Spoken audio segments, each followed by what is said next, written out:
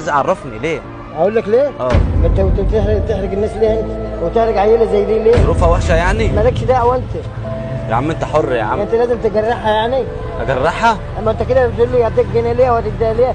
يبقى انت كده بتجرحها. يلا بتمشي. لا ما فيش حاجه اسمها يلا بتمشي. انا زيك يا باشا، ما فيش حاجه اسمها امشي. ازاي يعني؟ انت دلوقتي لو خدت كله ده ودفعت فلوس دلوقتي 3000 جنيه بثمن البضاعه دي، وانت مش عبرك عبر دي، لا دي عيله واقفه. طب ازاي يلا انت تجرح منها؟ لا مفيش حاجه اسمها امشي. يلا امشي.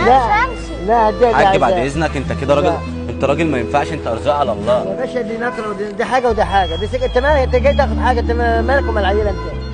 طب بقول لك انا مش هشتري منك حاجه اصلا. خلاص ما تشتريش خلاص. انا كنت هرزقك اصلا. لا يا ترزقني رزق ربنا. يعني ايه من غير فلوس كده عادي؟ يا عم انت ما تدخلش في خصوصات الناس. يا عم انت حر بقى. دي عيله واقفه تاخد دي ما تاخدش دي، انت جاي تقول لي 2 كيلو، مالكش دعوه بقى، سيبها مالكش دعوه. ماشي. معلش يا عم، حقك عليا يا عم، بس انا ما كنتش عارف اللي راعي ده. ها؟ تديهم لماما وهي تعبانه، تديهم لها على طول العلاج بتاعها. شكرا يا عم. ومنين ما ربنا يكرمك كده وتبقى الدنيا حلوه معاك عدي عليا. ربنا يكبر بخاطرك يا عم. ماشي يا عسل. يلا باي يا عسل. طب من هنا يا عم.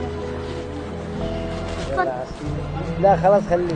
خلاص لا لا استنى يا ريتاج. لا. بس يا حاج عايز اقول لك ان انت راجل محترم.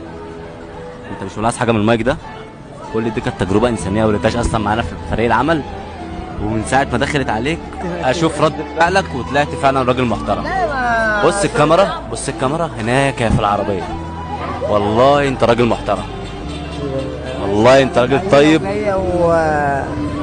عيله وجايه انا هرد اقول لها يا والله انت راجل محترم. اهم حاجه بس يا بابا، تحب نزل اللي احنا صورناه ده؟ ازاي؟ هو في مشكله ولا حاجه؟ لا مفيش مشكله.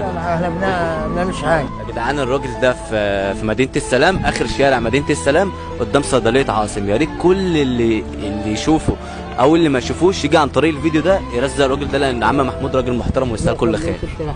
يلا يا عم شوف لنا بقى ال 2 كيلو موز دول.